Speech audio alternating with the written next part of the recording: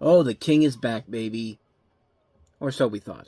Welcome to Time About the Movies, everybody, as we are nearing the halfway point of 2014, June 27, 2014. And we start off with Transformers, Age of Extinction. You know, this was the movie that comes right after Michael Bay gave us Pain and Gain. One of the year's best movies from the year before with The Rock and Mark Wahlberg, who joins him along on this movie as well. So you figure with him, and in addition to some other notable names like Stanley Tucci and Kelsey Grammer, maybe, just maybe, the Transformers franchise can get right back on track to where it was, after the two sequels before this one were kind of lackluster overall. You would think that's where we'll be going the direction with this, right? Nope. So after yet another battle between the Autobots and the Decepticons that leveled Chicago, humanity thinks that all alien robots are a threat. So Harold Attinger, a CIA agent played by Stanley Tucci, establishes a unit whose sole purpose is to hunt down all of them. But it turns out they are aided by another alien robot who is searching for Optimus Prime. Cade Yeager, played by Mark Wahlberg, a robotics expert, buys an old truck, and upon examining it, he thinks it's a Transformer. When he powers it up, he discovers it's Optimus Prime. Later, men from the unit show up looking for Optimus, once again played by Peter Cullen. He helps Yeager and his daughter Tessa, played by Nicola Peltz from The Last Airbender, escape but are pursued by the Hunter.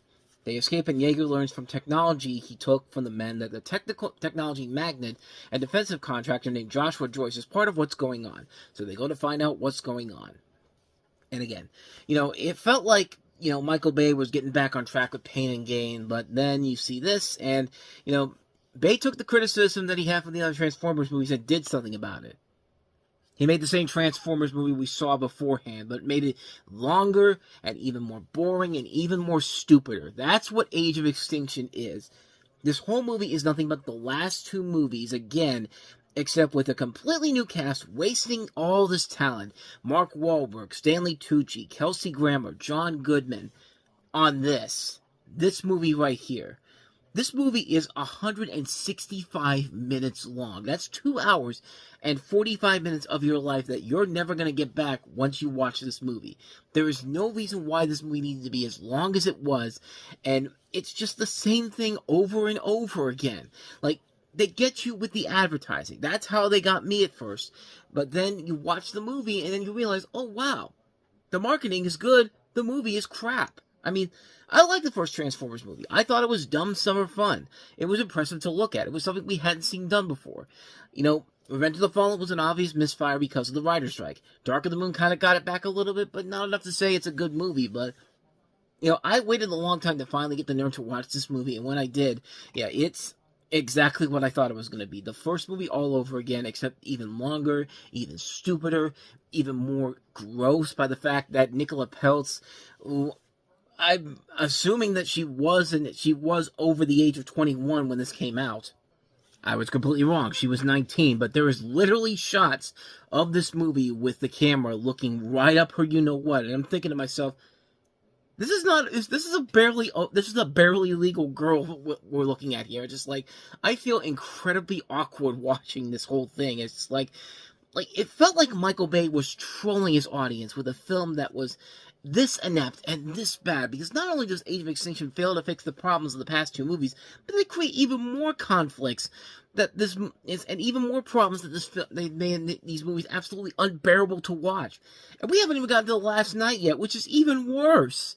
Like, Age of Extinction is a gigantic clusterfuck of a movie that just makes you wonder if Transformers will ever get out of Michael Bay's shadow and actually become something again, which eventually it would, because after the next movie, the franchise would get better from there. We got with Bumblebee and Transformers Rise of the Beast, and more recently Transformers 1, which, yeah, excellent films, but we still have one more bad movie to get to, but trust me though, it is going to get better as time goes on, but not with this movie though.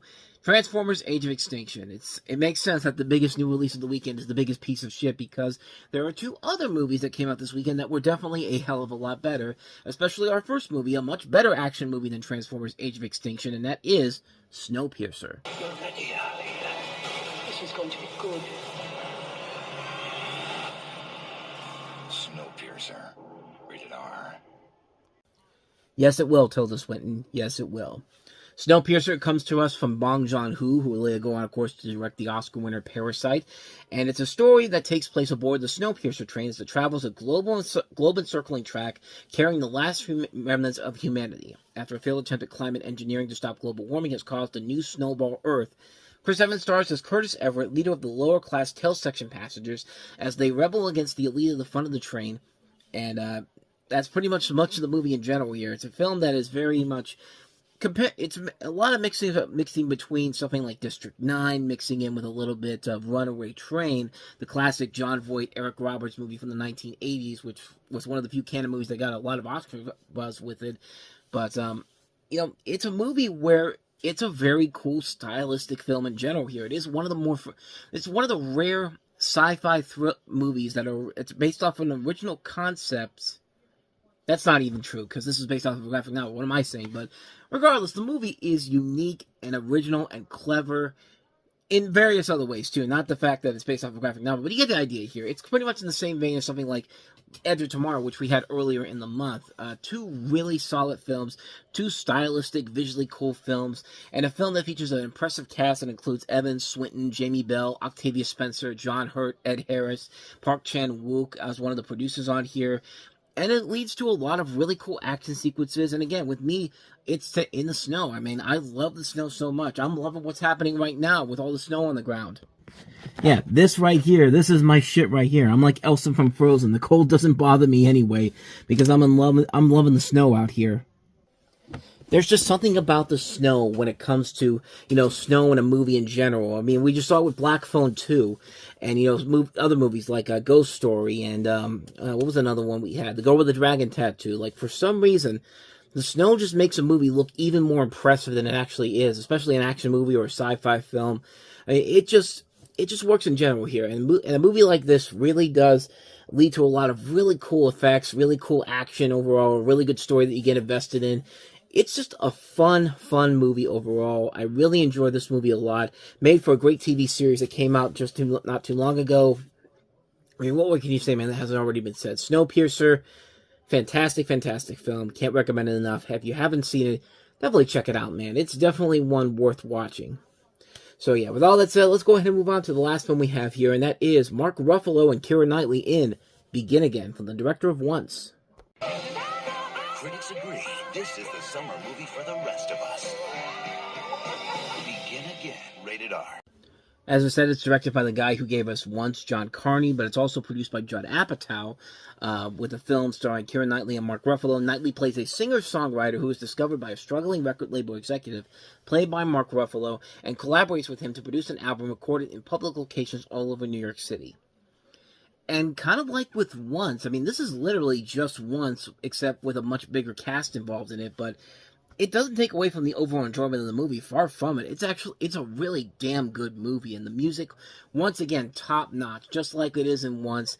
And the cast that also includes some notable names in here: Haley Steinfeld, Adam Levine in one of his rare acting roles, James Corden. This was actually one of the first movies where he really kind of gained a notable presence in the States, and this was back when he was very much likable and not what he's become nowadays. But we also have Mos Def, Yassine Bey, CeeLo Green, and Catherine Keener in here, all really good. I mean, it's a really enjoyable movie. You do buy the chemistry between Knightley and Ruffalo, and you also do buy the music in general, because the music overall is really good. It's a very good comfort food movie. It's a film that is something where it's just like, you look at it, and it's just like, it's not trying to sell you on anything like self-glorifying or anything like that. It's just a slice of real life, and you can believe these characters are so invested in what they're doing in general here.